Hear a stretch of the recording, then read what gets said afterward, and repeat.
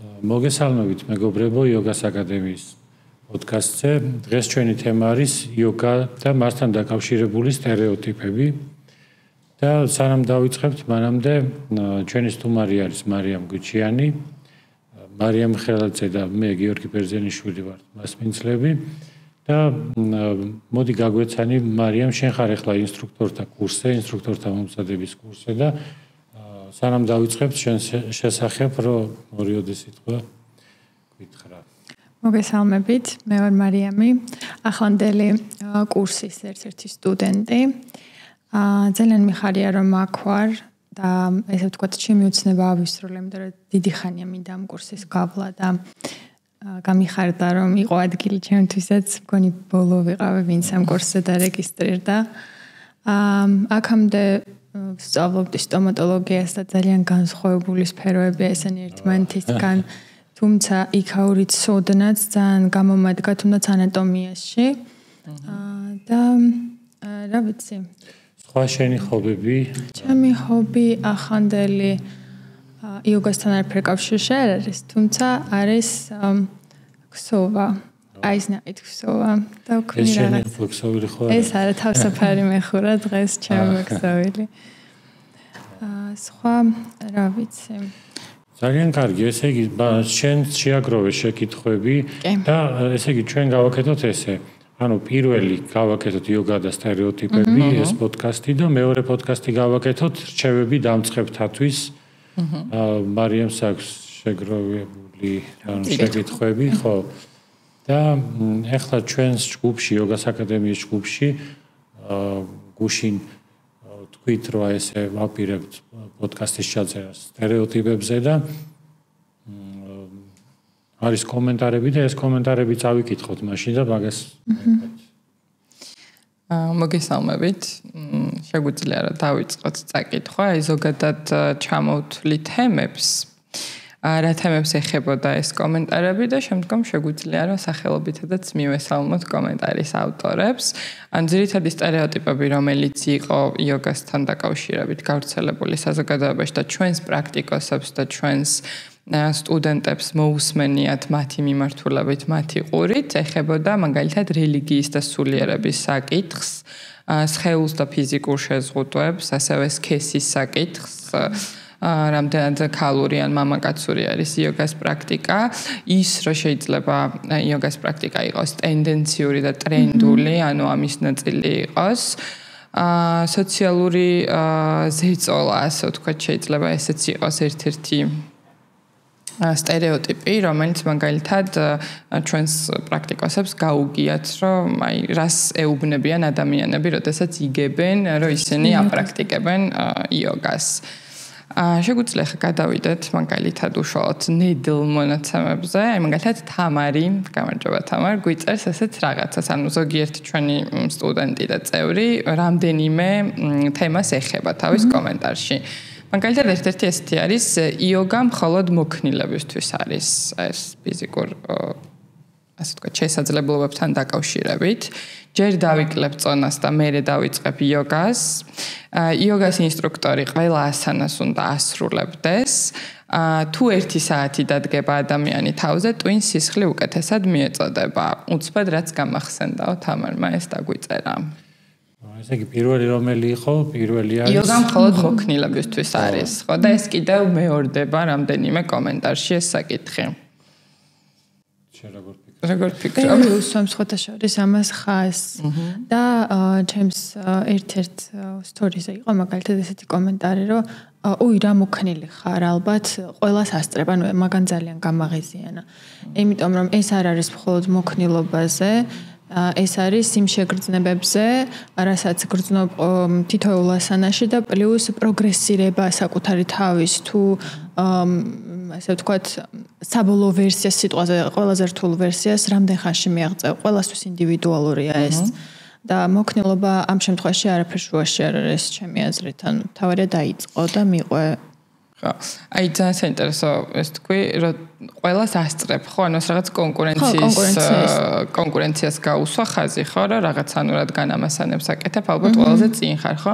აი შენი გამოცდილებით როგორი არის გარემო პრაქტიკისას, როდესაც შენ რაღაც კონკრეტულ ასანაზე მუშაობ, სხვა პრაქტიკოსებთან ერთად, ანუ რამდენად გრძნობა კონკურენცია არ მიგრძნია პირიქით ანუ ფიზიკური შესაძლებლობების შეჯიბრებითობის მომენტს არ ყოფილა მსგავსი პირიქით ყველას ეხმარება და ძალიან მომწონს ეს იმიტომ რომ შეიძლება მე რაღაც გამომდიოდეს და რაღაც არ გამომდიოდეს რომელიც აი სხვა ადამიანს შეეძლოს ანუ განსხვავება იყოს როგორ ახსნა ხა უფრო კარგად პირიქით ანუ ყოველთვის მეხმარებიან რაღაცა როცა არ გამომდის და ანალოგიურად მეც ანუ ეს კონკურენცია და შეჯიბრი არ არის აქ ყველა ცდილობს რომ ერთმანეთს დაეხმაროს. ისე მოქნილობა არ არის აუცილებელი რა თქმა უნდა, იმიტომ რომ მოქნილობას დადებითი მხარეც აქვს და ყოველთვის არ არის კარგი. მოქნილობას ხანდახან ახლავს სახსრის სისუსტე. და მოქნილობას სჭირდება ძალაც რომ დააბალანსოს. შესაბამისად, მხოლოდ მოქნილებისთვის არ არის. მოქნილებისთვისაც არის და არა მოქნილებისთვისაც. მოქნილი ვარ, ანუ ეს კიდევ უფრო მოქნილი შეიძლება გავხდე. მაგრამ თუ არ ვარ, პირიქით мотиваცია შეიძლება იყოს ჩემთვის, რომ მაგალითად თქვა სპორტსმენი ვარ, ან მაგალითად უბრალოდ მაწუხებს რაღაცა არ ვარ მოქნილი და მე მჭირდება უფრო მეტად მოქნილობის განვითარება. შემდეგი იყო წონასთან დაკავშირებული. ბოდიში კიდე მან დავამატოთ რა, რომ ასანა აი მარიამ რაც თქვა, ორი მარიამი ხარ. და თეა, სხვადასხვა თეა არ წარგვიდგენია როგორ ხარ თეა. უნებაში შეხიზნული. ანუ ასანების პრაქტიკა არის უფრო პროცესი. ვიდრე რამე კონკრეტულის მიღწევა. აი თავი არის პროცესში როგორ ხარ, რამდენად ჰარმონიულად მუშაობ საკუთარ თავზე, ეს არის მთავარი. ხო, აი ზუსტად თვითშეგრძნებებზე კონცენტრაცია მნიშვნელოვანია პრაქტიკისას. გადავიდეთ შემდეგ თემაზე. ეს იყო წონის თემა. ჯერ დავიკლებ წონას და მერე დავიწყებ იოგას და ეს როგორც стереოტიპი, რომ მაგალითად დიდი წონა მაქვს და ვერ გავაკეთებ. და იყო კიდევ შეკითხვები, რამდენად უწყობს ხელს იოგა წონის კლებას. ანუ ხო შეგვიძლია რომ ეს ორივე საკითხი გავაერთიანოთ, ხო? უფრო стереოტიპებს მივაწვეთ. აი ეს საკითხები უფრო რა უნდა გაითვალისწინოთ, ხო, რჩევების სახით. ჯერ დავიკლებ წონას და მერე დავიწყებ იოგას. ანუ ეს стереოტიპი შეგვიძლია ჩვენ იმით გავაბათიოთ, რომ შესაძლებელია ჭარბი წონის დროსაც დავკავდეთ იოგათი და გვაძლევს იოგას ასანები იმის შესაძლებლობას, რომ თუ რაიმე არ გამოგვდის ზედმეტი წონის გამო, მაგალითად ძირითადად ჭარბი წონის კონტექსტში განიხილება ხოლმე წონასთან დაკავშირებული საკითხები. შეგვიძლია რომ მოდიფიცირება გავაკეთოთ, ჩვენზე მოვირგოთ პროგრამა, რიტმი, ტემპი და მივყვეთ იმგვარად, რის შესაძლებლობასაც კონკრეტულ მომენტში მოგცემს ჩვენი სხეული. წონასთან დაკავშირებით შესაბამისად შეგვიძლია რომ ეს თქვათ, რამე სხვა დაამატებდით. რა ვიცი, არ მგონი ამომწურავად თქვა ყველაფერი, იმიტომ რომ აი რამდენად შეიძლება რომ ადამიანმა თავი შეიკავოს ხოლმე იმის გამო, რომ ხო ანუ ეს რომ ჯერ უნდა წონა დავარეგულირებო იდეალურ წონას მივახციო და მერე დავიწყო ვარჯიში ეს მართლაც არასწორი შეხედულება არის მართალია რომ ანუ შეიძლება წონამ რაღაც ვარჯიშებს შეგვიშალოს და ზოგიერთ ვარჯიში მაგალითად ხელებზე დგომის დროს ძალიან იგრძნობა ანუ თუნდაც რამდენიმე ზედმეტი კილოგრამი და მაგრამ არ არის აუცილებელი რომ მაინც და მაინც ხელებზე დავდგეთ და ხელებით ვიაროთ ხო აბსოლუტურად არ ანუ აბსოლუტურად კარგად შეუძლია ჩაერთოს ადამიანს მთლიან პროცესში წონა საერთოდ არ არის პრობლემა უბრალოდ ეს ცალკე ხო არ გადავითანოთ რომ მცირე მომენტი არის რომ ნუ არის ეგეთი ის რო თქვათ რო ვარჯიშობ დატვირთვით მადა ხანდახან მატულობს. ეს კვების საკითხებთან შეგვიძლია რომ გავაერთიანოთ. ეგ არის ხოლმე ძნელი რომ მაგალითად რო თუ ვარჯიში ასოცირდება დატვირთვასთან, მე მადა მატულობს და მაქედან გამომდინარე ძნელი არის თუ ვინმე დიეტაზე არის რომ დაიცვას, მაგრამ იოგაში შესაძლებელია დატვირთვის რეგულირება, ისე რომ აი რაღაცა არ გაუორმაგდეს და აბსოლუტურად ეგ პრობლემა არ არის. ანუ ზოგიერთი თქვა ძალისმიერ ვარჯიშებს ახლავს ისე რომ ამობერე დავითვირთე და ახლა სახში რომ მივალ ძალიან ისე გაორმაგებული შევუდგები.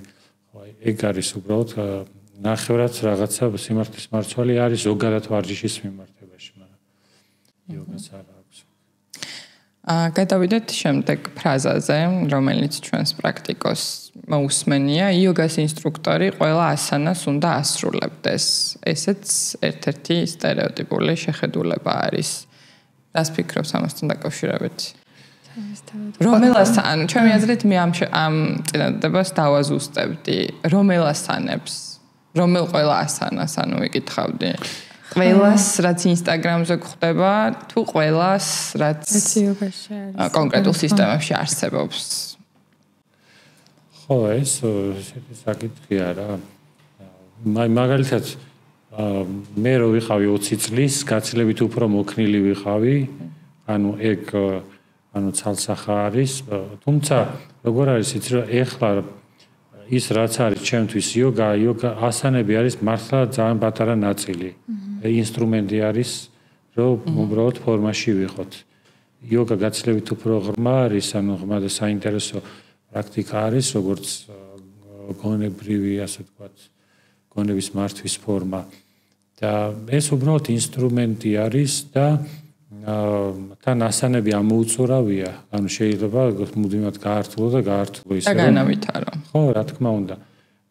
თავარი იცით რა არის, რომ ინსტრუქტორმა იცოდეს, რასაც ასწავლის. აი მათემატიკა ყველაფერი ესე არის რა.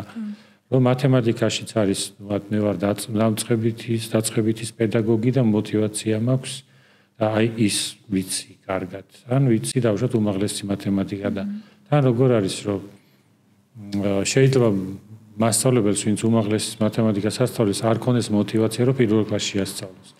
და ის მასწავლებელი უფრო კარგი იყოს დამწყები ბავშვებისთვის, ვინც თქვათ საბაზისო პროგრამაზე არის ორიენტირებული და მაგ თავარი არის გულწრფელობა, ანუ მე ეს შემიძლია, მე ამაში შემიძლია დაგეხმარო, მე ვიცი უსაფრთხოდ როგორ შეგასრულები. აი გასრულებდეს ამაზე იყო ზუსტად აქცენტი. ინსტრუქტორი ყველა ასანას უნდა ასრულებდეს, ხო, შესრულების. მაგრამ ბუნებრივად ასრულებს, არ მიუღწევიათ თვითონ, ანუ შრომით არ მიუღწევიათ. და შესაბამისად არიციან ის გზა, როგორ გაიაროს A პუნქტიდან B პუნქტამდე. და შეიძლება ვინც ვერ აკეთებს იმას, ან ვინც შრომის ხარჯზე მიაღწია რაღაც ასანებს, იმას უფრო მეტი გამოცდილება ქონდეს. და ხედვა ქონდეს კონკრეტულ. ისტორიის ხედვა როგორ მიუდგეს და ასე შემდეგ. და ამიტომ ჩვენ არ უნდა აურიოთ იოგას ინსტრუქტორის საერთოდ იმ ადამიანთან, ვინც მოქნილი არის. იმიტომ რომ ეს სხვადასხვა რაღაც არის, ბევრი არის ესეთი, ან ბავშვები ზოგადად მოქნილები არიან, მაგრამ ეს არ ნიშნავს, რომ მათ შეუძლიათ, რომ ესე რაღაც ანატომიურად ასწავლოს. სწორად ასწავლონ. თუმცა კარგია, რომ ფორმაში ხარ და ყველაფერს აკეთებ. ერთ იმას დავამატებდი, რომ ყველა ადამიანი ინდივიდუალურია და ჩვენი ფიზიკური შესაძლებლობები ხანდახან არ არის ისეთი, როგორიც უნდა იყოს. ანუ შეიძლება არ მოგცეს სხეულმა იმის საშუალება, რომ რაღაც ასანა გავაკეთოთ, მიუხედავად იმისა, რომ ცოდნა გქონდეს ძალიან ღრმა ამ ყველაფერთან დაკავშირებით და სწორედ ეს არის, ანუ შეიძლება იყო ინსტრუქტორი გქონდეს ძალიან კარგი ცოდნა, უბრალოდ შენი სხეული უბრალოდ არ გაძლევდეს საშუალებას, რომ რაღაც კონკრეტული ასანა გააკეთო. მან არის კიდე ის მომენტი, რომ რა დონის მოქნილობა მჭირდება. ანუ აი შეიძლება მოქნილობა განავითარო უსასრულოდ. ერთი ამერიკელი მასწავლებელი ამბობს, რომ რა დონის მოქნილობა მჭირდება. მაგალითად მე მჭირდება, რომ წინდები ჩავიცვა ჩემი ხელი. ანუ გააჩნია რას აპირებ ცხოვრებაში. თუ მაგალითად აი ახლა სამოგზაუროდ მივდივართ და როცა ვაპირებ მოგზაურობას და ვიცი რომ ფეხით ვთქვათ კილომეტრები შეიძლება ვიარო ზურგშანთით და ასე შემდეგ, წინასწარ ვემზადები რომ თუ არ ვარ შეჩვეული აი იმ პერიოდში ან ტენისს არ თამაშობ ან რაღაცა, რომ ფეხით ვიარო, რომ ერთბაშად მერე ისე არ იყოს, რომ აღარ ჩენი ვატიკანი გინდოდეს და არაფერი, ხო? ესე. ამიტომ გააჩნია რას აპირებ. ანუ ეს ყველაფერი საშუალებები არის, რა გეგმა გაქვს ცხოვრებაში. ამიტომ თავარია ის პოზები აკეთო, რაც შენ გჭირდება, რის საშუალებასაც სხეული გაძლევს და შენი ჰარმონიისთვის არის საკმარისი. გადავიდეთ შემდეგზე. ესეთი ციტატა არის: თუ 1 საათი დადგება ადამიანი თავზე, ტვინს სისხლი უკეთესად მიეწოდება. ამასთან დაკავშირებით მე და გიორგის გვაქვს წინა პოდკასტზე საუბარი, როდესაც საუბრობთ იმ ასანებზე, რომელიც არ უნდა შესრულდეს და აქ კარგად განვიხილავთ ამ საკითხს. ადამიანი რო თავზე დგება, როგორ მიეწოდება ტვინს სისხლი. რაღაც სერიალი იყო კოლომბო, როგორც მახსოვს, დეტექტივზე. მეცნობა. და მან თუ სწორად მახსოვს, მან არის ეგეთი ეპიზოდი, რომ ერთი ქალი დგას და ზუსტად მაგას ეუბნება, რომ აი მე თავზე დგომას ვაკეთებ და ეს უკეთ ყვებავს ტვინს. რაღაც დოზით ეს მართალი არის, რომ თუ პრობლემა არის ცირკულაციის და ზოგადად აქტივობა ხელს უწყობს, მაგრამ ბევრი მიწოდება არ არის არც საჭირო და არც კარგი. თავარი არის იმ დოზით მიეწოდებოდეს და იმ რა დოზითაც საჭირო არის და ორგანიზმს აქვს დამცავი მექანიზმი. როცა ვარ თავდახირა, სილსარღვები იცავენ ტვინს, რომ ზედმეტი წნევა არ მიეწოდოს. ანუ წნევა უნდა დარეგულირდეს. თავარი არის ხარისხიანი საკვები, თორე ცარიელი. მანიამ შენ ხوار დაამატებდი ამაზე რამეს. თუ არა და არ ვიცი, 1 საათი სრულია Queen Voice. თუ დადგები გაგვიზი. როგორ მიეწოდება? 1 საათი არა, ნუ ვინც დააპირებს 1 წუთი, 2 წუთი, 3 წუთი სავსებით საკმარისია. აქ გვაქვს კიდევ მეგი წერს ესეთ რაღაცას, რომ მას მოусმენია 2 ესეთი სტერეოტიპი იოგასთან დაკავშირებით. იოგა მხოლოდ ფიზიკური ვარჯიშებია, ერთი ეს კომენტარი არის და იოგა მხოლოდ ახალგაზრდებისთვისაა. ანუ ერთი იოგას არს ეხება, მეორე ეხება სხეულებრივ შესაძლებლობებს, წონისგან განსხვავებით ახლა ასაკს მივადეკით. მე შუახნის პერიოდში რა ვარ, მოვანებებთ ახლა. რომლით დავიწყოთ? ალბათ ასაკი გავს წონას. ანუ წონასთან დაკავშირებით გაკეთებულ ჩვენ კომენტარებს. მხოლოდ ახალგაზრდებისთვის არ არის იოგა. ასევე იოგას აქვს შესაძლებლობა, რომ ნებისმიერი ასაკის და შესაძლებლობის ადამიანს მოერგოს და მისთვის სასარგებლო იყოს ფიზიკურად თუ შევხედავთ. ჩვენთანაც და ალბათ ბევრგანაც საქართველოში, თბილისში დადიან ანუ ადამიანები თქვა 50-60. აღონ შედარებით ნაკლები. ვისურვებდით რომ მეტი ყოფილი იყოს, იმიტომ რომ იცი რა არის, აი მართლაც არის, ანუ დედაჩემსაც სუვეუნები, ანუ რაღაცა ფორმით სახში ვარჯიშობს, მაგრამ მაინც არის ეგ მომენტი. ახლა ალბათ დედაჩემი ნახავს, რომ მოდი ვარჯიშზე ისევ გელოდები. ხო, ანუ რატო შესაძლებელი არის მოდიფიცირება მოხდეს პროგრამის, ანუ სავსებით და მით უმეტეს მე უფრო იგრძნობა ჯანმრთელობის რაღაც ისეთი სიძნელეები და მე უფრო ღირებულია და მე უფრო აფასებს ადამიანი. სამაგეროდ მეტი სიფრთხილე ახასიათებს უფრო მეტად ანუ ასაკს. და სხვადასხვა ადრე პარიზში რო ვიყავი იქ ძალიან დიდი ფესტივალი იყო, ანუ 1000-ობით ადამიანი იყო, იოგა მთელი მსოფლიოდან ჩამოსული და გარდა ამისა თვითონ ფრანგებიც გავიცანი და აშტანგა იოგა რო ვახსენე ესო აშტანგა იოგასო ჩვენ არ მივსწრებთ, იმიტომ რომ ეს არისო მათთვის, ვისაც ლამაზი სხეული აქვსო და თვითონ იქ კონკრეტულმა ჯგუფმა მითხრა რა, ანუ და ვინცო რაღაც ახალგაზრდებისთვისო და ასე რომ რაღაც ის მანდარისო ისეთი ძალისმიერი ვარჯიშებიო და არა და ძალიან მშვენიერად გამოიყურებოდნენ, ანუ ხო და ეს რაღაც სტერეოტიპები თუ რაღაცა ესეთი შეხედულებები არის მართლაც საერთო. აი ერთი შეკითხვა წინასწარ იქნება, რომ იოგა არის უფრო ქალებისთვის. კი, იყო ეს. მარიამთანაც იყო და ჩვენს გამოკითხვაშიც დაფიქსირდა. რომ მხოლოდ ქალები დადიან და მამაკაცებისთვის არ არის და ამას შეიძლება რომ მივაბათ კიდე ერთი კომენტარი, რომელიც ეხება იმ საკითხს, რომ იოგა არის ძალიან მსუბუქი. მარტივი შესაძლებელი. და მარტივი. მაგაზე უბრალოდ შვედეთში ერთ-ერთ სემინარზე ვიყავით 100 ადამიანიდან 98 იყო ქალი, 2 კაცი. მე ვიყავი ქართველი და ერთი ადგილობრივი შვედი. ხო და რო ვკითხე ანუ გასახდელში რომ მეთქი რა ხდება ანუ თან შვედეთი ისეთი ქვეყანა არის რომ ძალიან გენდერული ბალანსი და ძალიან ასე ვთქვათ გაწონასწორებული და ალბათ სკანდინავია ყველაზე უფრო თავისუფალი არის მე მგონი სტერეოტიპებისგან მათ შორის აი როგორი რაღაც არის იცი რომ ხშირად ხედავდით ვთქვათ ქუჩებში რომ პატარა ბავშვზე როგორ ზრუნავს ვთქვათ მამა და ეს კაცების ჩართვა ან მან ეხლა ჩვენთანაც მოდის ანუ ეგ ტენდენცია მაგრამ და რა მითხრა ესე იგი ამ შვედმა რომ მაინცო ბიჭებს მიაჩნიათო რომ უფრო ჯიმში უნდა ივარჯიშონ ან რაღაცა ძალიან ბევრი დარბის ქუჩაში თვითონ ანუ ესე სტოკჰოლმში ვიყავი და რაღაც ძალიან ის მეუცნაურა იმიტომ რომ საფრანგეთში იტალიაში ესპანეთში გაცილებით უფრო მეტი პროცენტულად მეტი მამაკაცები ხო ანუ ნახევარი არა მაგრამ ანუ მე მგონი ამერიკის სტატისტიკა არის 60% ქალები და 40 კაცები ეს საკმაოდ კარგი პროპორცია არის. კარგი ბალანსია. კი, საკმაოდ კარგი ბალანსი არის რა. თქვენა სიტყვით ამაზე.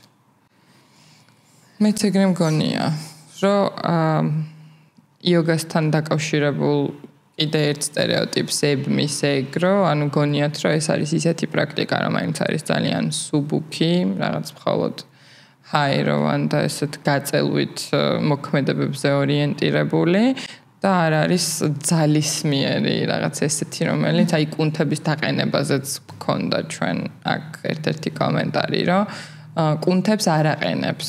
ხო, ეგ მართალი არის იმ გაგებით, რომ კუნთები მკვრივდება, რა თქმა უნდა, ფორმირება ხდება, მაგრამ მე რომ მინდოდეს, რომ კუნთის მასა გავზარდო, რა თქმა უნდა, წონებით ვივარჯიშებ, მაგრამ ბევრისთვის სავსებით საკმარისი იქნება ასანების კეთება და საკუთარი სხეულის წონით. ხო, იმიტომ რომ შეიძლება არ დაგჭირდეს დიდი წონა, მაგრამ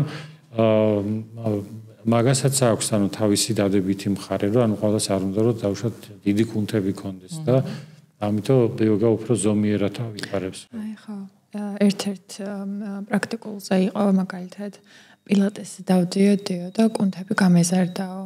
და იოგაზე შემოვედი, იმიტომ რომ მეგონა რომ კუნთები დამპატარავდებოდაო, მაგრამ არ მოხდაო ესე.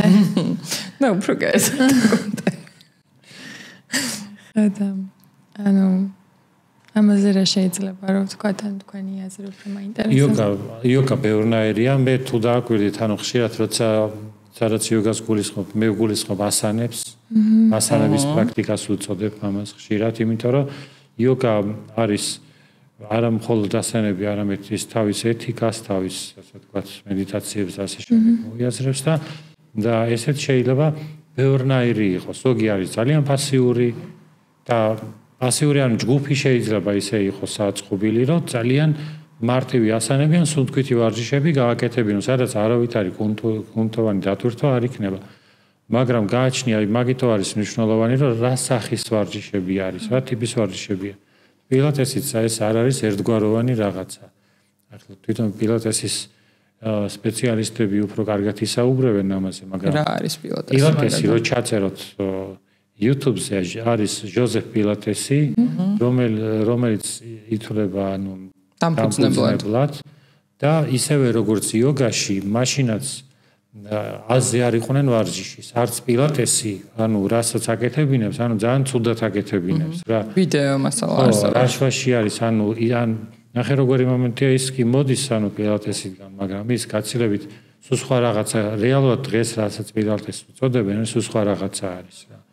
რასაც ასევე იოგაში ჩვენ ასანებში ვითვალისწინებთ, ტრანსფორმაცია განიცადა. ამიტომ შეიძლება ესე შევხედოთ, რომ ანუ ეს ჟოზეფ პილატესი, რომელიც 100 წლის წინ ცხოვრობდა, არაფერ შუაში არ არის. ან რო ვთქვათ, რომ იოგა არაფერს არ ნიშნავს ეს სიტყვა, თავი აი კონკრეტულ ჯგუფში რა პროგრამა შეიძლება მიხვიდე ძალიან მარტივი რაღაცა იყოს, შეიძლება მიხვიდე და ხელებზე დგომები რაღაც ჩატურანგები და აზიდვები და ესეთი რაღაცა გაკეთდეს. ამიტომ გენერალიზაცია ვერ მოხდება. ძნელია, იმიტომ რომ ძალიან ბევრნაირი ეს არის. პილატესიც ისიც და მაგითო ვცდილობ დავაკონკრეტო, რომ აი მაგალითად არის აშტანგა, ვინასა იოგა არის აიანგარი იოგა და ასე კონკრეტულ სახეობებზე შეიძლება ვისაც რა აქვს ნანახი იმის მიხედვით მსჯელობს და ხო ხალიფდება სტერეოტიპები.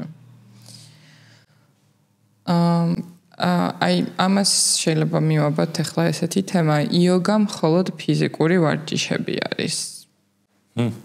ესეთი წარმოდგენა არსებობს. შენ ასე თქვი. ჯერ არ გადავსულვარ ჩვენს სპირიტუალურ სულიერ ასპექტებზე, ჯერ მარტო ანატომიაში ვართ, ხო პირველი ორი თვე. არა, მხოლოდ ფიზიკური არ არის. მიუხედავად იმისა, რომ ძალიან დიდი ნაწილი არის ფიზიკურიც, აქვს სხვა შეგრძნებებიც არის, ძალიან დიდი ისტორია აქვს ზოგადად იოგას, ამაზე ალბათ გიორგი უფრო კარგად ისაუბრებს, იმიტომ რომ მე ჯერ ეს არ გამივლია ისე სიღრმისეულად, მაგრამ მხოლოდ ფიზიკური არ არის აქ შეგრძნებებზეც ძალიან ბევრი რამე არის, სუნთქვაძეც ძალიან ბევრი რამე არის დამოკიდებული და ალბათ სულიერ ხარეზეც ძალიან ბევრი რამის თქვა შეიძლება. რაზეც მე ჯერ ესე კომპეტენტური არ ვარ ამ საკითხებში და საერთოდ ვერ ვისაუბრებ. გიორგი, მაშინ შენ როგორ ისაუბრე? წარმოგიდგენთ, თანამედროვე ბაზარი გვთავაზობს, რომ მაგალითად არის რაღაცა ტრანსფორმაციული ტრენინგი, ასეთი ტრენინგი, ასეთი თერაპია, ისეთი თერაპია. იოგას უფრო ნაკლები რეკლამა უკეთდება ამ თვალსაზრისით. როგორც სულიერ პრაქტიკას. როგორც სულიერ პრაქტიკას და როგორც მათ შორის გაცილებით უფრო ეფექტური არის თუ მაგალითად თუ ასე ვთქვათ მივხვებით სათანადოდ, თუნდაც რეაბილიტაციის თვალსაზრისით. მაგრამ ეხლა სხვა მიმართულებაზე გავაკეთოთ აქცენტი. სხეული რო ჩართული არის, ეს იოგას ერთი მხარე არის. მაგრამ იოგა არის უპირველეს ყოვლისა საკუთარ ჩვევებზე, საკუთარ პატერნებზე მუშაობა და იოგა ემსახურება კონტროლს, გაცნობიერებას და ეს არის კონკრეტული მეთოდი არის, ანუ გზა არის, რისი მეშვეობითაც ჩვენ მოვდივართ ჰარმონიაში საკუთარ თავთან. აქ არის მაგალითად დაწყებული დისციპლინით დისციპლინა როგორ გვეხმარება, რომ ეს არ არის იძულება საკუთარი თავის, არამედ გაცნობიერებული ტრანსფორმაცია არის და კონკრეტული მეთოდები არის ამისთვის. სხვადასხვა რაც ასევე ძალიან მნიშვნელოვანი არის, რომ იოგაში ძალიან დიდი მნიშვნელობა აქვს კითხვას. რომ შენ თვითონ კითხულობდე იოგურ ლიტერატურას ტექსტებს.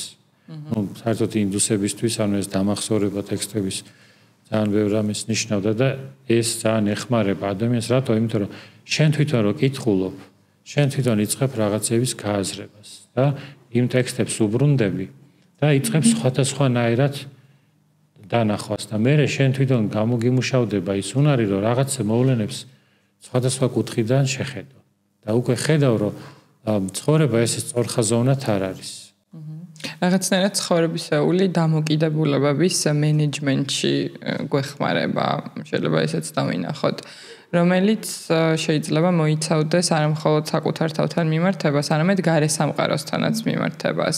რაღაც ორმხრივი გზის გავლით ვიძენთ, რაღაც ვიცვლით ჩვევების სახით დამოკიდებულებებს, ან შეიძლება ეს რაღაცაც იყოს, ან ჩემთვის შეიძლება მსგავს გამოცდილებას უკავშირდებოდეს ცხოვრებისეული დამოკიდებულებების ცვლილება, მათზე დაკვირვება, აღმოჩენა რაღაცეების, თუმცა არ მხოლოდ ცალმხრივად, არამედ ორმხრივ ესეთ უფრო კომპლექსურ რეალობაში. ხო, იოგა გვასწავლის, ანუ თავარი არის, რომ ადამიანი არ იყოს მიჯაჭვული. ეს არ ნიშნავს, რომ ადამიანი დავუშვათ არ მოგვინდება წყალი, საჭმელი და ასე შემდეგ და ასე შემდეგ. არამედ სწორ დამოკიდებულებებს გვასწავლის და ეს 1000-წლოვანი ტრადიცია, ანუ ამაზე ძალიან ბევრს ფიქრობდნენ და დღეს რაც ტრიალებს ზედაპირზე, აი რასაც გვთავაზობენ ინტერნეტის მეშვეობით, ბევრი ეს რაღაცა მოდის თვითონ იოგადან და აღებული არის რაღაცა მარცვლები, მაგრამ იოგა გაცილებით უფრო ღრმა არის. სხვადასხვა ინდუსტრიაში გვთავაზობენ თან ამ ყოველივეს და შეიძლება საერთოდ ისეთი სახელით გვხვდებოდეს, რომელიც არ იყოს მაინც და მაინც იოგას სახელით რეკლამირებული. ხო, იოგა გვეხმარება რომ ჩვენი დანიშნულება ბევრი ტრანსფორმაციული ტრენინგები გვხდება მაგალითად კორპორატიულ წიაღში მით უფრო მან ანუ იოგა სად დგას რომ იოგა არ არის საკუთარი სურვილების ასრულებაზე ორიენტირებული რომ მე მაგალითად რაღაცა დავწერო სურვილი და ეს სურვილი ამისრულდება და ეს ამ სურვილზე ვიყო ჩაციკლული ანუ მაგაზე არ არის ორიენტირებული პირიქით იოგა არის იმის გაცნობიერება რომ სურვილი განსხვავდება იმის კეთებისგან რაც საჭირო არის სურვილი ისეთი რაღაც არის რომ რაც მე კი არ მინდა უბრალოდ რომ წყურია ჩვენ კი არ ვწყვეტ რომ მე ახლა მინდა რომ წყუროდეს ეს ჩვენგან დამოუკიდებლად ხდება ეს არ არის ჩვენი გადაწყვეტილება ეს განპირობება არის და ის რომ მიყვება ადამიანი რაც საჭირო არის აი ეს არის ის ძარღვი რაზეც ჩვენ ვჯდებით და მან შეგვიძლია ჩვენ მუდმივად ჰარმონიაში ვიყოთ საკუთარ თავთან ამიტომ ეს ახლა აღარ განვარცოთ უბრალოდ ეს მართლაც მე ასე ვთქვათ ვერ წარმომიდგენია რომ მარტო ფიზიკური კუთხით შევხედოთ შესაბამისად ამ სტერეოტიპს შეგვიძლია ესე შევხედოთ რომ არ არის იოგა მხოლოდ ფიზიკური ვარჯიშები და ვიცი მარიამსაც აინტერესებს მედიტაციის თემა და მე ცალკე პოდკასტი დაუთმოთ ანუ სხვა საკითხებს აქ შეგვიძლია მაშინ ეხლა რომ ვისაუბროთ რელიგიასთან ურთიერთმიმართებას, იოგას და რელიგიის ურთიერთმიმართებას, იმიტომ რომ რამდენიმე ასეთი კომენტარი დაგვიწერეს ჩვენმა პრაქტიკოსებმა. აი მაგალითად იოგა ეწინააღმდეგება რელიგიას, იოგა აგიჟებს ჩვენი ტოპკო. ცალკე თორე. ცალკე. ხო, აი მაშინ დიკა გვიწერს რომ ესეთი ბევრი სტერეოტიპი მომისმენია, თუმცა ესენი ყველაზე ხშირადო. იოგა ეწინააღმდეგება რელიგიას, მოქნილობის საკითხზე ქონდა და ეს უკვე განვიხილეთ და კიდე ერთი საინტერესო რაც არის, აქ ეს არის იოგა მოდურია და უბრალოდ ტენდენცია არის. ანუ ჩვენ ვქნით ესე იგი მოდურ პროდუქტს ტრენდი. იოგა ეწინააღმდეგება რელიგიას ამასთან დაკავშირებით. თქვენ სხვა თაობა ხართ და თქვენ გქონიათ ანუ ესეთი უშუალოდ ეგეთი შეხება ეგეთ ადამიანებთან რომლებიც ესები გქონენ. კი, ერთეულები, მაგრამ მეც მქონია შეხება, რომ აი რას ამბობ, ქრისტიანი ხარ იოგას როგორ შეიძლება აკეთებდე? და რა საკის, ანუ ალბათ ანატოლი იყო ჩემ უფრო თაობა კიდე კაი ჩემთანადალი არა. მე ანატოლისგან მქონია მაგალითად მსგავსი სახის შეფასება, რომ ეგ მერე სექტას ემსგავსება, ხო? ანუ სექტასთან დაკავშირებით, ანუ რაღაც რელიგიურობის განცდაზე მეტად, ანუ უფრო ესეთი რაღაცები შემოხვედრია, რომ ეს რაღაც უფრო დახურულ სუბკულტურასთან ასოცირდება თითქოს საზოგადოებაში, რომ ეს რაღაც ეს დახურული ჯგუფი არის, რომლებიც სხვანაირი განსხვავებული შეიძლება წესებით, ღირებულებითი სისტემით ორიენტირდებოდეს და რაღაც კუთხით დაკავშირებული იყოს რელიგიასთანაც ალბათ, რაღაც ესეთი გადღაბნილი წარმოდგენები და შერეული წარმოდგენები უფრო შემოხვედრია ამ კონტექსტში, მაგალითად რელიგია, სექტანტობა და რა იყო 90-იანებში, აი როცა მედიტირებდი, ანუ ბებია ჩემი იყო გაგიშებული. ხო. რომ ესე იგი ეს რაღაცა სექტა არის. და თან მართლაც რეალურად როგორც სექტა, ანუ ესეთი ის იყო ჩემი პრაქტიკა რა. მაგრამ მე ესე უყურებ, რომ ანუ რატომაც არა ვისაც უნდა დავუშვათ რელიგიური კუთხით მისდიოს და რაღაცა და ეს ადამიანის არჩევანი არის. მაგრამ იოგას კლასიკური ანუ იოგა ამ ერთ სიტყვაში შეიძლება არ ვიგულისხმოთ ერთი და იგივე რაღაც. თვითონ ინდოეთშიც იოგა თვითონ პოლივალენტური სიტყვაა და ძალიან ბევრ ამას ნიშნავს. საერთოდ სხვა და სხვა რაღაცა, როგორც ვთქვათ, შეიძლება ვთქვათ რაღაცა სიტყვაზე ხმა იყოს ვთქვათ რაღაცის პროდუქტის სახელი. ანუ ხმა თუ რაღაცა სხვადასხვა რაღაცებს აღნიშნავდეს, ხო? ანუ თქვათ იყოს ტელეარხი ხმა. და ეს ასევე თქვათ იოგა ხდება ზოგან იმის საპირისპირო მნიშვნელობა აქვს, ვიდრე ჩვენ გულისხმობთ. და მაგალითად იოგა თუ გათავისუფლებაა. იოგა თვითონ სიტყვა კავშირსაც ნიშნავს და დაბმას სადაც აღნიშნავს, რომ პირიქით შენ რო იოგაში ხარ, იმ გაგებით ხარ, რომ ტყვე ხარ, დაბმული ხარ. აი, მაგიტომ იოგა რასაზრის ჩავდებთ. ხო, მაგაზე არის დამოკიდებული რამდენად ეწინააღმდეგება რელიგიას. ამიტომ ზოგი მაგალითად ესე აკეთებს, რომ იმის გამო, რომ მაგალითად არის ეგეთი, რომ მე მაგალითად ვქარ ინდუიზმის მიმდევარი, ვინც არის ინდუიზმის მიმდევარი, რადგან იოგა ფეხი მოიკიდა, თქვა თუნდაც საქართველოში. ამიტომ მე რომ რაღაც ჩემი რელიგია უფრო კარგად შემოვიტანო, ანუ მე ამას ვარქმევ იოგას. რაღაც გაგებით არის კიდეც იოგა, მაგრამ მე სხვადასხვა ტერმინი შემიძლია უწოდო ამას, რა თქვათ. თქვათ ქრისტიანობას რო უწოდო ჭეშმარიტი რელიგია, ხო შემიძლია ის სახელიც გამოვიყენო, ის სახელიც.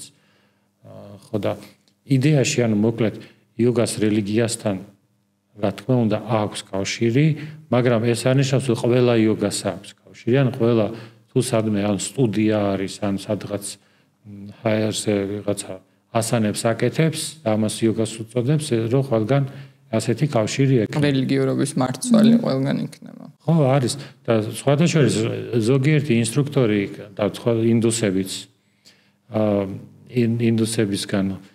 ინდუსებისგან ცოტა უცნაურია ამის მოსმენა, რომ ნახეს, რომ ქართულ ბაზარზე ან რელიგიური ის აღარ არ მუშაობს. იოგა არა რასამობ რა რელიგიური, ანუ გუშინ თუ თავაზობდნენ დაუშვათ ვაკეში შივას ასე ვთქვათ ქანდაკებასთან და რაღაცა სანთლის ანთებას და სადიდებელთან ხო ანუ მე ნახეს რომ დაუშვათ ეს რაღაც ბაზარზე არ იყიდება თუ რო გითხებ იოგას რამე კავშირი ხო არა რას ამბობ ანუ მაგრამ გააჩნია თვითონ კიდე რელიგიას რას უწოდებთ ეს ძალიან რთული საკითხი არის ამიტომ ზოგიერთი ინსტრუქტორი რომ ამბობს რომ საერთოდ კავშირი არ აქვს ზოგს შეიძლება არც კონდეს უბრალოდ მართლაც ინფორმაცია რომ თქვა არ იცნობდეს საკმარისად იოგას ისტორიას და არც არის აუცილებელი მთავარი არის რომ კონკრეტულად ადამიანი რომ მივა და ნახავს რას აკეთებს ხო ნახავს უბრალოდ 90-იანებში ეგ იყო რომ ეგ არის ზოგადად ანუ მეც რომ მოხდი იოგას როგორც სექტაში ანუ ბევრი იყო რა და მსოფლიოში ალბათ ეხლაც არის როგორ არის იცი რომ სექტას ესეთი სტრატეგია აქვს რომ ის არ გეუნება თავიდან საით მიყავხარ რა ეგ მომენტი არის და მე დავუშვათ რაღაც აქ რაღაც ესეთი რაღაცები აღმოჩნდება შეიძლება რაღაც კულტი იყოს ჩემი აზრით რაღაც მომენტში ის კულტები არის მაგალითად აი სადგურუ საბოლოო ჯამში მაინც კულტატყალიბდება არის კი ოშო რაც არ უნდა ფილოსოფიური ტექსტები იყოს და ასე ვთქვათ სოციალური მარკეტინგიც მუშაობდეს ხო განსხვავებულად რომ ანუ ფეხებზე და დაყვანსზე ანუ თერფებზე ეხები მიგაჩნია რომ ის რაღაც ღვთაებრივია ის არის რაღაც შივასთან დაკავშირებ იმასთან დაკავშირებ ხო ეს რა თქმა უნდა უკვე მაგრამ მე კანა პრობლემა მაქვს ამას ვისაც რა უნდა ის გააკეთოს მაგრამ ეს ესეა კიდევ ერთი ანუ რაც დიკას ეწერა აი ამაზე იყო იოგა მოდურია და უბრალოდ ტენდენცია არისო და ეს სტერეოტიპი შეიძლება ჩემი აზრით სწორიც იყოს იმიტომ რომ განსაკუთრებით პოსტპანდემიურ პერიოდში როდესაც ძალიან დიდი მოთხოვნა გაჩნდა საზოგადოებაში ადამიანის ჯანმრთელობაზე და მენტალური ჯანმრთელობის გაუმჯობესებაზე მათ შორის გაიზარდა დაინტერესებაც ხო ესეთი ან ზოგადად ფიზიკური პრაქტიკის მიმართ და მით უფრო იოგას მიმართ და მოდური გახდა ზოგადად ჯანმრთელობაზე ზრუნვა გამომდინარე ჩვენი ყოველდღიურობიდან და შეიძლება იოგაც მოდური იყოს და ტენდენციური მაგ კუთხით რომ რა კაი ტიპიც ხარ? კაი ტიპიც ხარ, იმიტომ რომ ზრუნავ იმაზე რომ პასუხისმგებლობით მოეკიდო შენს ჯანმრთელობას და ესეთი ჯანმრთელი ადამიანი იყო და ჯანმრთელობის ღირებულება დააყენო ცენტრში. შეიძლება ორი მხარე ქონდეს ამას, ერთი კარგი და მეორე ცუდი. იმიტომ რომ შეიძლება ვიღაცამ გითხრას, აი მოდასაყევი და მაგიტო დადეხარ იოგაზე. შენს ხო არ მოგწერეს? არა, არ მომწერია, თუ უბრალოდ მგონია რომ სოციალური მედიაც ძალიან დიდ გავლენას ახდენს ამაზე, იმიტომ რომ ესე ვთქვათ, იქ სრულად ვერ ვხედავთ რა არის იოგა. იქ ვხედავთ მხოლოდ რაღაც ლამაზ კადრებს, კონკრეტული ასანების და ზოგს უნდა რომ აი მეც მინდა რომ ვაკეთებდე ამას და სიღრმისეული ცოდნა არ ქონდეს და აი მართლა შეიძლება მოდას აყვა ისე რომ არიცი რას აკეთებ. ხო, ანუ თუ შენ ვერ გაიაზრე რას ყვები და უბრალოდ მოდის გამო, ანუ იმის გამო რომ ვიღაც ხიდზე ადის და დაალამაზე, აი მეც ავალ ხიდზე და გადავიღებ ესეთ ფოტოს. ხო, მოდის გამო კი შეიძლება, იმიტომ რომ მით უმეტეს ხეულებრივი მხარი არის შთამბეჭდავი და მით უფრო სოციალური მედიის ეპოქაში ვცხოვრობთ. შეიძლება რომ ვიღაცა საზრისის გარეშე უბრალოდ აი ეს რაღაც ლამაზი კონტენტის გამო აკეთოს ეს ყველაფერი კი. რა არის ხო თუ პოპულარული იქნება კარგი და თუნდაც აი პიარი მაგას მომსახურება, რატომაც არა, თუ ხალხი მოსაწონს გააკეთებს. კარგი უნდა ვაკეთო. რატომაც არა, ნუ არ ჯობია, მაგრამ უბრალოდ აი უარყოფითი, ანუ მარიამ შენ რო ახსენე, უბრალოდ პასუხისგებლობა მართალი არის რაში, იცი რომ არ უნდა კონდეს ადამიანს შთაბეჭდილება, რომ იოგას მისდევს და ამის იქით არაფერი. ანუ მე თვითონ არ ვიმუშავე საკუთარ თავზე და გავიხედე იქით რომ იოგაში გაცლებით უფრო მეტი რაღაცები არის. მხოლოდ იმ დოზით ვაწვდი და ვეუბნები რომ ეს არის სული იოგა. და იმას ეგონება რომ აი ეს არის მართლაც. ნახეთ, თვითონ იგივე პრობლემა არის, როცა არის რაღაცა ბუდიზმებს ავრცელებენ, ანუ მაგალითად ბუდისტური მოძრაობების ვიფასანა, ჩემთვის არის მე ბუდიზმის ისტორიას რამდენადაც ვსწავლობ, რამდენადაც კარგად გავეცანი, ეს არის ანუ ძალიან გამარტივება და ადამიანს უჩნდება იმის შთაბეჭდილება, რომ რაღაც მართლა ბუდისტურს ეზიარება. ანუ რაღაცა გალაითებული პროგრამა არის და რეალურად ამის იქით არის უფრო ღრმა საინტერესო რაღაცა და ერთი მხრივ კარგია რომ ეხმარებით, მაგრამ პასუხისგებლობა ის რომ არ დარჩეს ადამიანის შთაბეჭდილება, რომ აი მე რადგან ბუდისტი ბერი ვარ, იმას ჯერა რომ ეგ ნაღდი ბუდიზმი არის. აი დიკას აქვს ზუსტად კომენტარი გავრცობილი, რომ თუმცა ბოლო პერიოდში აშკარად შეინიშნება ცვლილებები, ვფიქრობ შეიცვალა გაჩნდა მეტი სიღრმის ძიება იოგაში, ანუ თავის დაკვირვება აქვს გაზიარებული და მეც დავეთანხმები მაგაში. ძალიან კარგი არის ეგ მაგას. ახლა მივესალმები, რომ ყველა მიმართულებით ფილოსოფია ზათხართ ჩვენი ტოპ კომენტარის წასაკითხეთ, რომელსაც ყველაზე მეტი ვისი კომენტარი აქვს ქეთა აბესაძის. ჩემი ახალი მეზობელი. ქეთა შვილო გამიგია, მანდ ჩარჩნენ და არ გააკეთო. აი ესეთი კომენტარი არის ჩვენს პრაქტიკოს. სადაშორის მართლაც სადღაც გამიგია ეგეთი რაღაცა რომ მედიტაციაში გაიპარაო. ნუ ეს ხო ანუ როგორ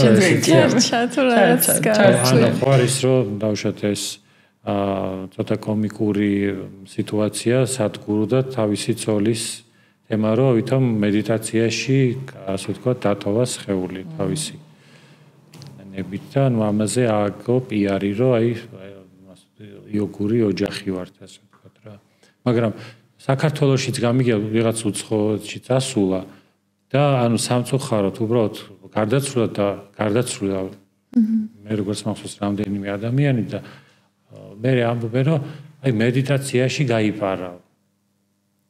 რას გულისხმობენ მედიტაციაში ეს უცნაური არის, ანუ შესაძლებელი არის რომ ანუ სხვა რაღაცაზე იყოს საუბარი. იმიტომ რომ ანუ ეგ ძალიან უცნაური რაღაც არის. ეს უბრალოდ რაღაცა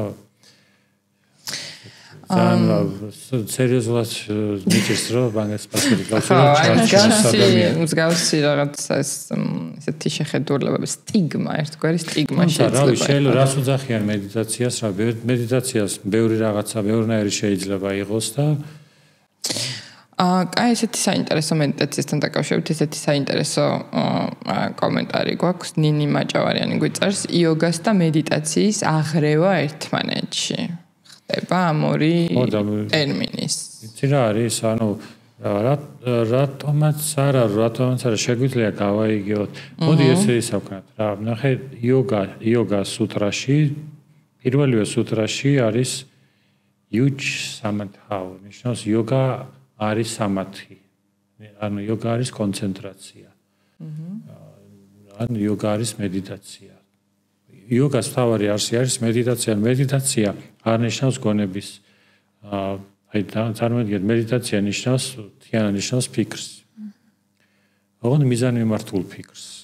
და თუ ფიქრების მიღმა ადამიანი ცდილობს რომ მე რაღაცა დაინახოს, აი ფიქრი ხო მედიუმი არის, ანუ მე ფიქრის მეშვეობით შევიცნობ თქვათ ამ ლეპტოპს.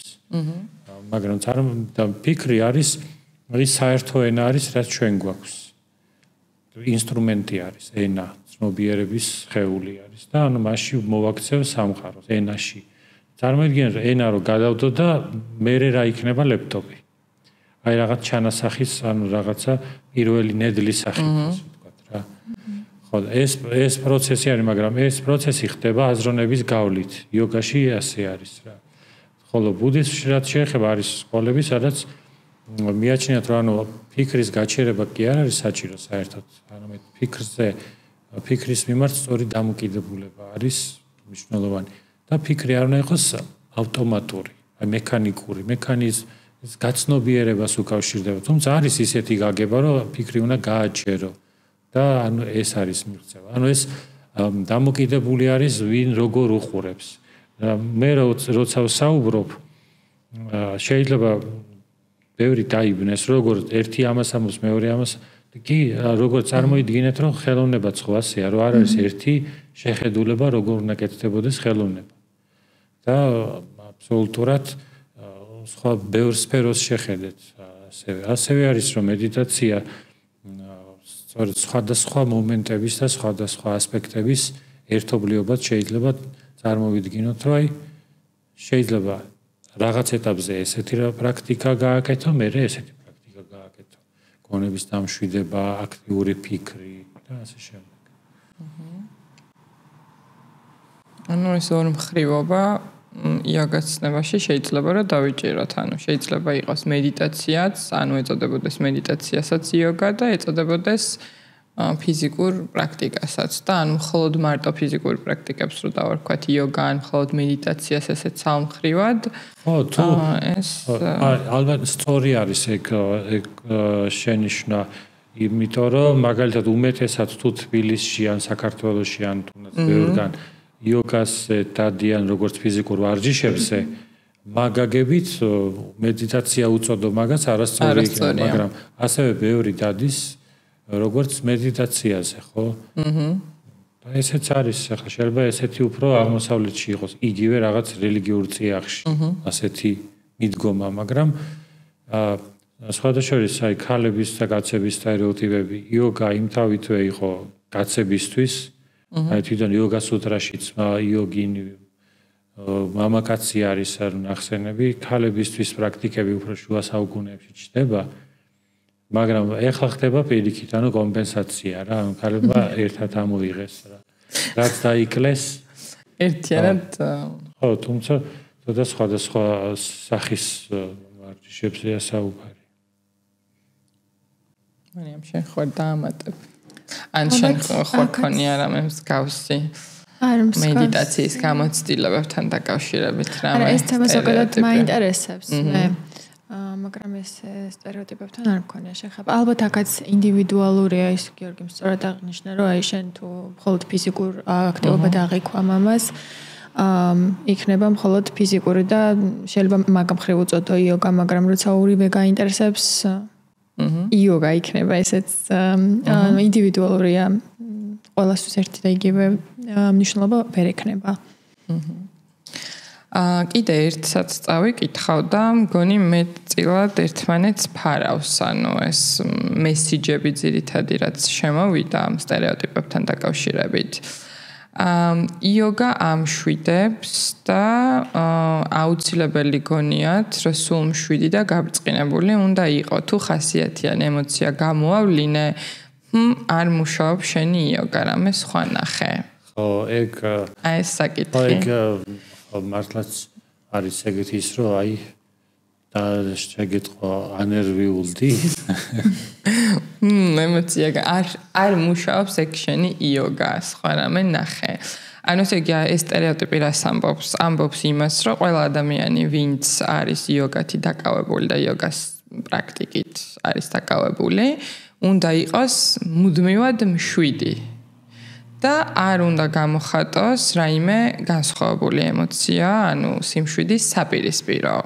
და ამით ის დაამტკიცებს, რომ არის ნამდვილი იოგი. აი რაღაც ესეთი სტერეოტიპი შეიკრა.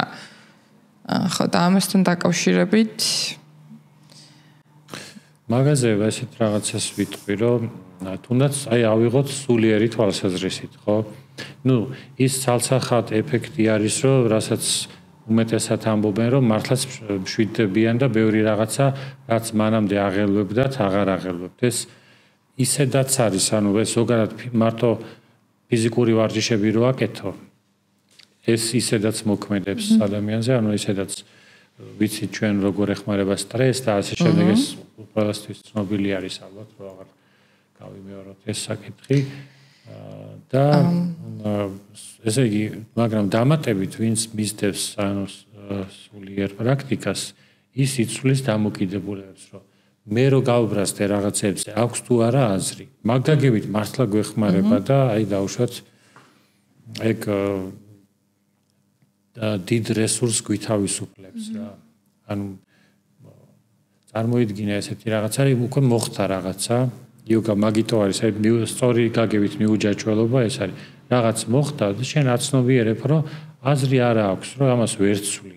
შეიძლება განიცადო არ შეიკავა ბუნებრივი ემოციები და ასე შემდეგ, მაგრამ იმის გაცნობიერება, რომ მოდი ახლა აი ეს მოცემულობა არის და ამ მოცემულობიდან ამოვიდე, ან ამ მოცემულობიდან გავაუმჯობესო რაღაცა, რაც შემიძლია.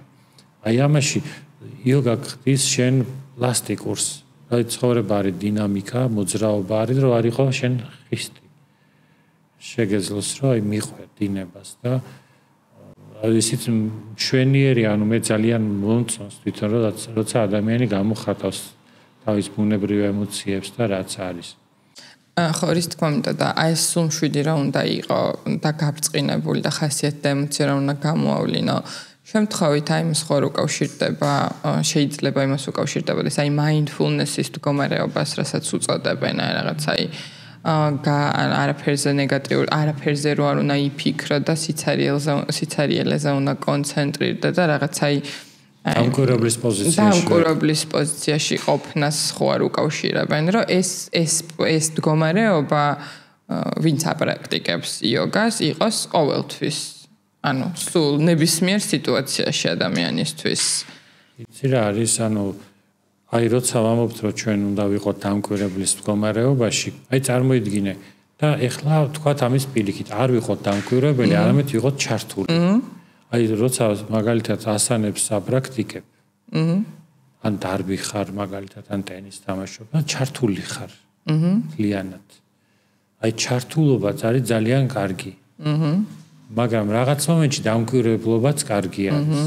პრობლემა იმაში არის, რა მთელი ამ ფილოსოფიების და გავრცელებული შეხედულებების პრობლემა იმაშია, რომ ცდილობენ რომ რაღაცა ერთი ფრაზა, ერთი ფილოსოფია ამოიღონ, რომ მოწმის დამკვირვებლის მდგომარეობა კარგია.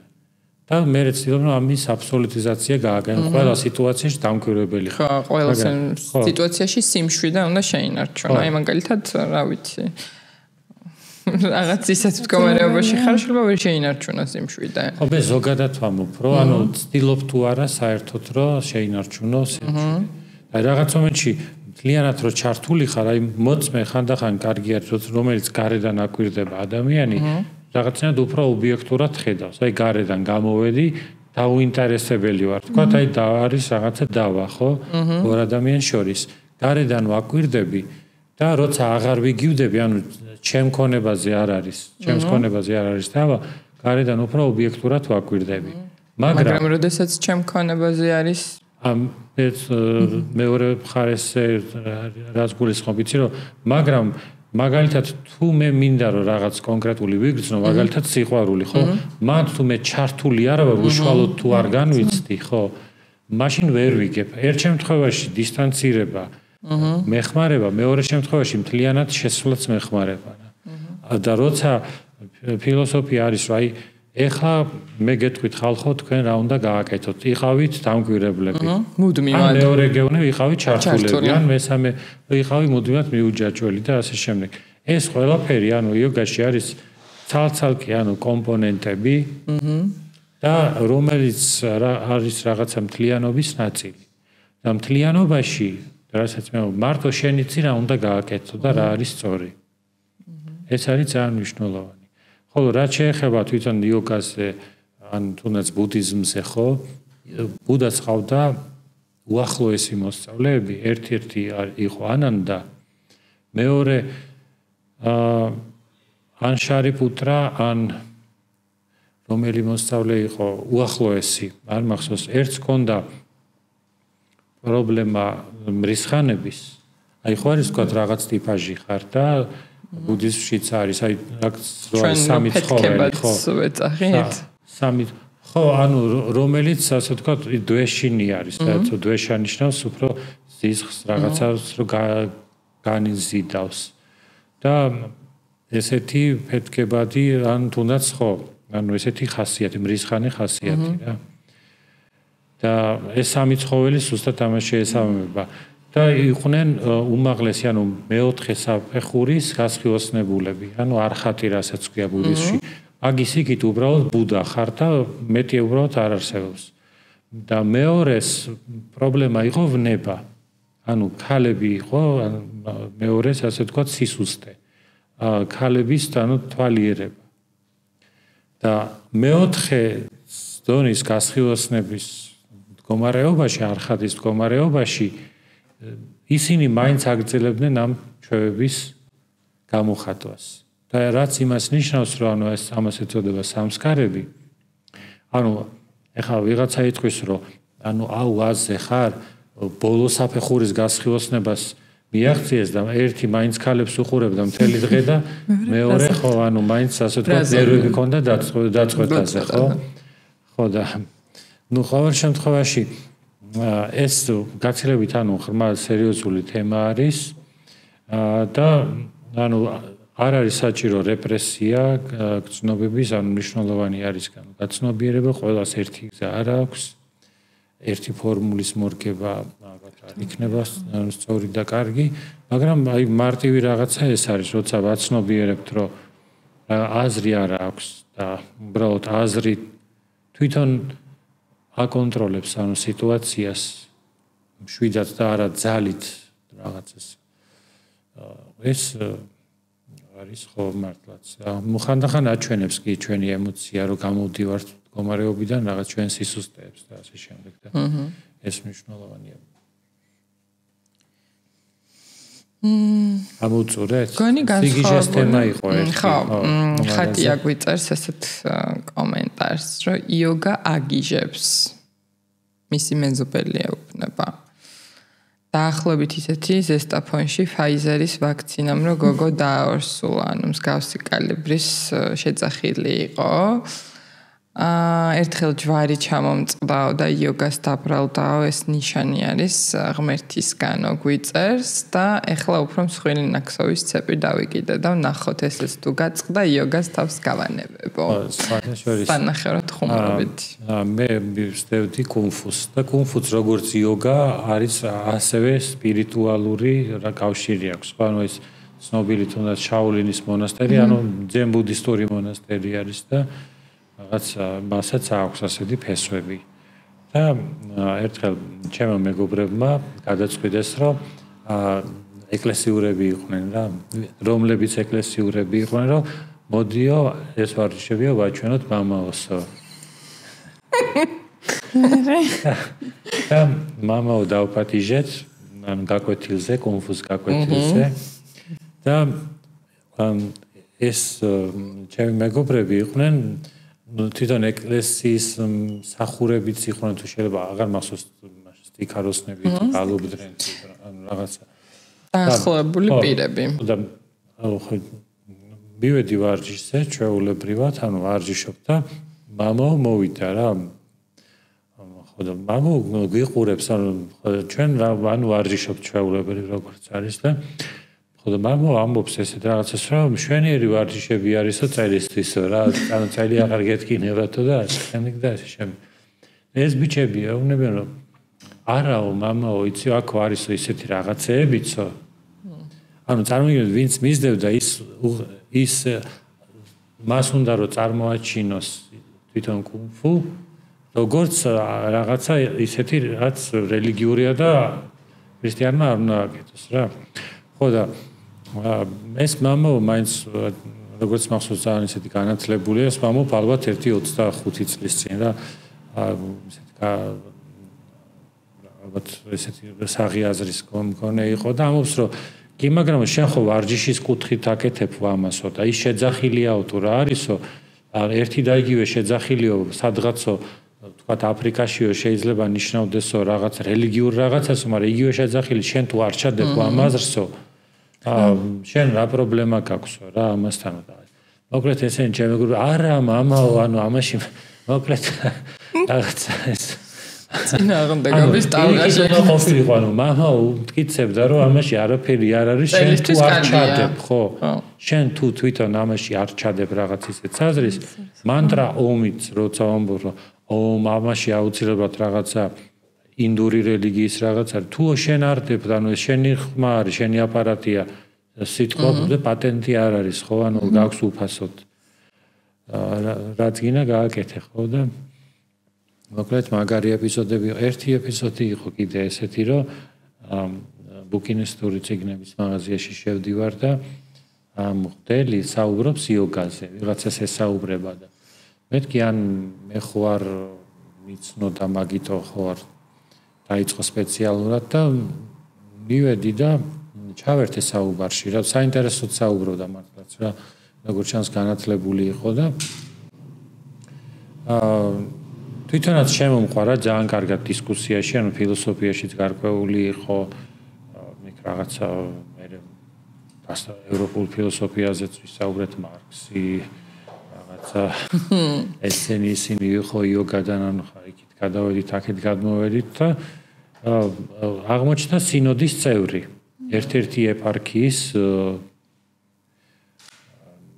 წოდება არქიმანდრიტი ხო არქიმანდრიტი და ხო მართლა ძალიან სასიამოვნო იყო საუბარი და მე თვითონ მითხრა რომ თუ გექნებაო და რომ ნომერი მომცა რომ აი შეგვიძლია ვისაუბროთ ესეთ საკითხებზე ძალიან საინტერესო არის ანუ ეხლა კითხვები რო არის და სტერეოტიპები რა და თვითონ ხანდახან ისინი უფრო აპრობლემებენ ვინც არ არიან ეკლესიის წარმომადგენლები ვიდრე თვითონ ეკლესიის წარმომადგენლები ჩვეულებრივად ანუ მათი შვილები მათი ოჯახის წევრები ჩვეულებრივად იოგას პრაქტიკას რასაც უწოდებენ ამას მისდევენ ჩვეულებრივად მაგრამ ალბათ იქნებიან ისეთებიც რა რომლებიც სხვადასხვანაირი შეხედულება არსებობს რა